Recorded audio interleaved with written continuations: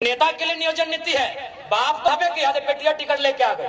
इधर आईसू के नेता है रामगढ़ वाले मौसा जी गिरिडीह से सांसद और मौसी रामगढ़ से विधायक, वहां नीति है। इधर आइए दादा का बात करते, हेमंत दादा हृदय मुख्यमंत्री, भौजी कल्पना गांडे से विधायक, बसंत भाई और दुमका से विधायक। तो नेताओं के लिए नीति है।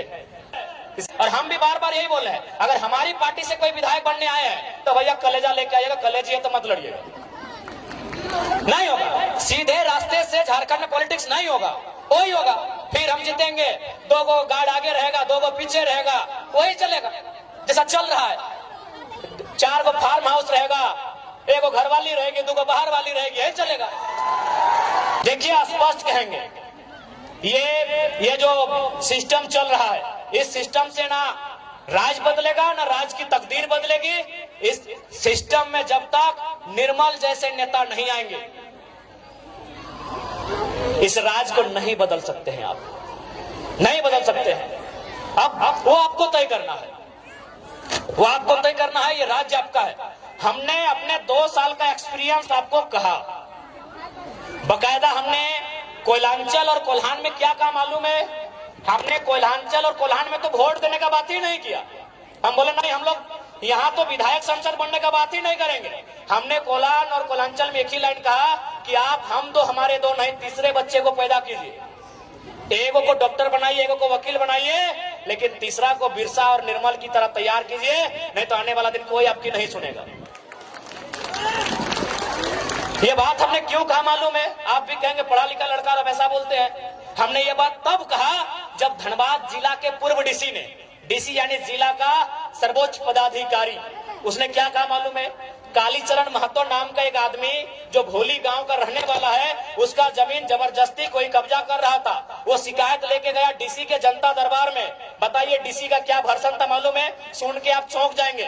डीसी ने कहा, अरे तुम लोग का तो बहुत जमीन है, 2-4 एकड़ कोई ले लिया तो क्या हुआ? डीसी का बाप का जमीन था भाई। तब हमने मजबूरी में कहा कि कोयलांचल वालों, कोल्हान वालों, जब डीसी आपकी नहीं सुन रहा है, एसपी आपकी नहीं सुन रहा है, एलआरडीसी आपकी सुन नहीं रहा है, तो कौन बचाएगा? कौन बचाएगा आपको? इसीलिए अगर आप चाहते हैं अपना बचाव, तो 1 बेटा या बेटी एक्स्ट्रा पैदा कीजिए। उसके नाम का राशन कार्ड नहीं होगा, उसके नाम का वोटर कार्ड नहीं होगा, उसके नाम का एडमिट कार्ड नहीं होगा, उसके नाम का आधार कार्ड नहीं होगा, वो निर्मल के रास्ते पर चलेगा। हो सके आपको सुनने में मजाक लगता हो, लेकिन आप ही बताइए ना दीदी, डीसी ने बोला कि हम नहीं मदद कर पाएंगे, जमीन उसका छीन लिया, डीसी मदद नहीं कर पाया, डिप्टी कमिश्नर, डिप्टी कलेक्टर, जो भी बोलिए, एक जिला का सर्वे सर्वा मदद नहीं कर पाया, तो कौन आपकी मदद करेगा? बीडीओ सीओ का हैसियत है भाई। एक डीसी आपकी मदद नहीं कर पाया। ये जीता जागता उदाहरण, कुछ महीनों का उदाहरण दे रहे हैं, तो सोचिए सालों से कितना हमारा कत्ल हुआ है, सालों से हमारे साथ कितना बेईमानी हुआ है। एक डीसी हमारी मदद नहीं कर पाया। तब हमने ये बयान दिया कि तीसरे बच्चे को जन्म दीजिए, 1 को डॉक्टर वकील जो बनाना है बनाइए, इंजीनियर बनाना है बनाइए, लेकिन 1 को तो भाई निर्मल महतो के रास्ते पे चलने बोलिए। कहा कि इंजीनियर बेटा क्या बोलेगा मालूम है कि ये माँ काहे लफड़ा में है, चलिए कलकत्ता में फ्लैट लेके रहेंगे, छोड़ दीजिए लफड़ा। लफड़ा नहीं है, वो आपके बाप दादा की संपत्ति है। इस मिट्टी से आपका इतिहास जुड़ा है, इस मिट्टी में आपके बाप दादा का पसीना टपका है, खून टपका है, और आप एक परेशानी में क्या कह रहे हैं? चलिए कलकत्ता में रह लेंगे, बेंगलुरु में नौकरी करते हैं वहीं रह लेंगे, काहे परेशानी? इसीलिए हमने कहा कि इंजीनियर बेटा हम मानते हैं बेचारा पढ़ा लिखा है, वो नहीं लड़ पाएगा इनसे, इसीलिए हमने मजबूरी में ये लाइन कहा। आज भी कहेंगे, 1000 बार कहेंगे, झारखंड के परिप्रेक्ष्य में 1000 बार कहेंगे कि हम 2 हमारे 2 नहीं, 1 एक्स्ट्रा जन्म दीजिए और उसको निर्मल और बिरसा के रास्ते पर चलने के लिए तैयार कीजिए, नहीं तो कुछ नहीं बचेगा। कानून को समझिए तो सीएनटी कानून में क्या कहता है कि आदिवासी, मैं आदिवासी पे ही बात करता हूँ, कि एक आदिवासी का जमीन एक आदिवासी खरीदेगा, एक आदिवासी का जमीन आदिवासी खरीदेगा, लेकिन उसी थाना में, चलिए उस समय थाना तब जिला बन गया है, या फिर हम प्रखंड मान लेते हैं, चलिए हम ऐसे कानून में क्या है नहीं मालूम है, हम सपोज दैट जिला ही मान लेते हैं कि एक आदिवासी का जमीन उसी जिला उसी प्रखंड के एक आदिवासी को खरीदना है। तो हेमंत सोरेन तो रामगढ़ जिला के थे, दुमका में काहे खरीदे? तर्क से बात कीजिए, ऐसे हवा हवाई बात नहीं करेंगे। इसका मतलब वो बिरसा भगवान खुद नहीं मानते हैं, हेमंत सोरेन खुद देखिए, माला चढ़ाने से बिरसा भगवान के आप अनुयायी नहीं हो गए। अगर हेमंत सोरेन जी ने बिरसा भगवान पे माला चढ़ा दिया तो उसके अनुयायी नहीं हुए। वो चाहते क्या थे? वो उनके मरने के बाद जो कानून बना, क्या उस कानून को हेमंत सोरेन मानते हैं? मेरा एक ही सवाल है। बिरसा भगवान के मरने के बाद एक कानून बना, उस कानून का नाम है छोटा नागपुर टेनेंसी एक्ट। वो कानून तैयार होना स्टार्ट हुआ 1902 में और फाइनल हुआ नवंबर का महीना 1908 में। ये कानून बना बिरसा भगवान की शहादत के बाद। तो क्या माननीय मुख्यमंत्री उस कानून को मानते हैं? जी नहीं, धज्जियां उड़ाते हैं। उस कानून की धज्जियां उड़ाते हैं। उनका जमीन रांची में, उनका जमीन रामगढ़ में, उनका जमीन बोकारो में, उनका जमीन धनबाद में, उनका जमीन दुमका में, 5 जिला में हम जानते, बाकी आप जानिए, बाकी आप जानिए, बाकी भैया आप जानिए। देखिए, आज लोगों को हमसे हालत इसलिए खराब है कि हम सरल शब्दों में लोगों को बहुत गहरी गहरी और रहस्यमयी बातों को समझा देते हैं। जो बातें उलझी हैं उन बातों को सुलझाते हैं। इसीलिए आज हमें लोग जानते हैं कि ये लड़का लीडर तो है ही, साथ में टीचर का काम करता है। और समाज में आप लीडर पैदा होने दीजिए, टीचर पैदा मत होने दीजिए। इसीलिए लोग इतना केस करता है हम लोग के ऊपर।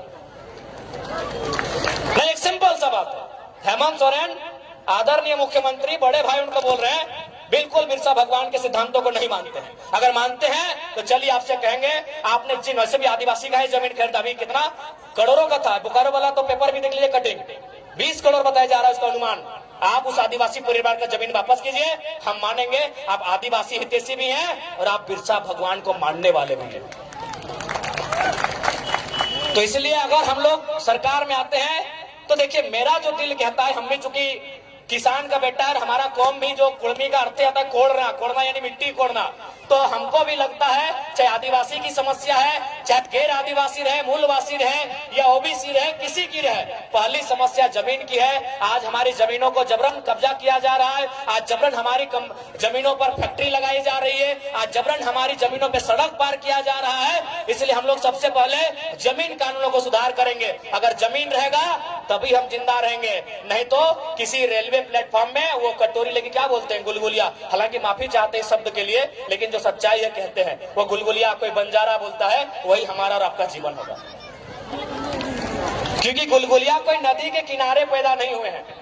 गुलगुलिया आकाश से टपके हुए लोग नहीं है, ना ही धरती को चीर के आए हैं। किसी और नर और नारी ने उनको जन्म दिया है, और वो नर नारी उसका भी कहीं खेत खलिहान होगा, उसका भी कहीं बाग बगीचा होगा, लेकिन आज उसके पास नहीं है। शायद इसी प्रकार जैसा आज हमारे साथ हो रहा है, उसके साथ 100 साल पहले हुआ होगा।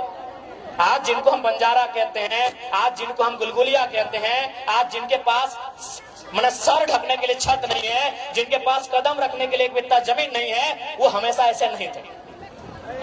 वो हमेशा ऐसे नहीं थे। उनके पास भी इसी दुनिया में, इसी जहान में, किसी कोने में जरूर एक जमीन का टुकड़ा होगा जहां उनके पूर्वजों का आशियाना होगा, जहां की सुबह और शाम वो अपने परिवार के साथ जीते होंगे, खाते होंगे, एक साथ रहते होंगे। लेकिन आज उनके पास कुछ नहीं है। चले जाइए रांची का रेलवे स्टेशन, चले जाइए धनबाद का रेलवे स्टेशन, चले जाइए कोई भी रेलवे स्टेशन, आपको मिलेंगे वो लोग। तो हम नहीं चाहते हैं कि झारखंड के लोगों की दशा ये हो।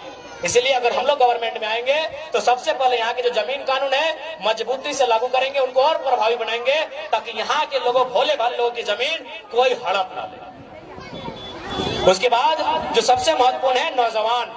आज अगर नौजवानों की बात करें तो उनमें निराशा है। आज अगर नौजवानों की बात करें तो 10 साल एक कोचिंग संस्थान को समर्पित करते हैं। आज वो 10 साल 15 साल तैयारी करते हैं। कोई धनबाद में, कोई हजारीबाग में, कोई रांची में, कोई जमशेदपुर में। किसी की आंख की रोशनी चली जाती है, चश्मा चढ़ाना पड़ता है, किसी का पेट बाहर आ जाता है। देखिए सबका थोड़ा थोड़ा आ गया, किसी का पेट बाहर आ जाता है। देखिए किसी के बाल आधा घुस गए हैं, उड़ गए हैं, चेक कर लीजिए। किसी के बाल सफेद हो जाते हैं, लेकिन इंतजार में रहते हैं कि एक परीक्षा हो। अगर परीक्षा को लिखेंगे ना तो कोई दिक्कत नहीं है, बाल नहीं भी रहेंगे, पेट फूल भी जाए, मोटा भी जाए, लेकिन घर परिवार चलेगा। एक नौजवान को सबसे ज्यादा चिंता अपने स्वस्थ शरीर की होती है, लेकिन अपने स्वस्थ शरीर को हम लोग गला देते हैं। क्या गलत कह रहे हैं? एक 18 से 25 साल के लड़के को पूछा जाए कि पहली प्राथमिकता क्या है, वो कहेगा मेरा शरीर। एक 18 साल से 25 साल के लड़के या लड़की से पूछा जाए कि तुम सबसे पहले क्या चाहते हो, अपना शरीर को चाहेगा कि हम फिट रहें, सुंदर रहें, अच्छा रहें, बलशाली रहें।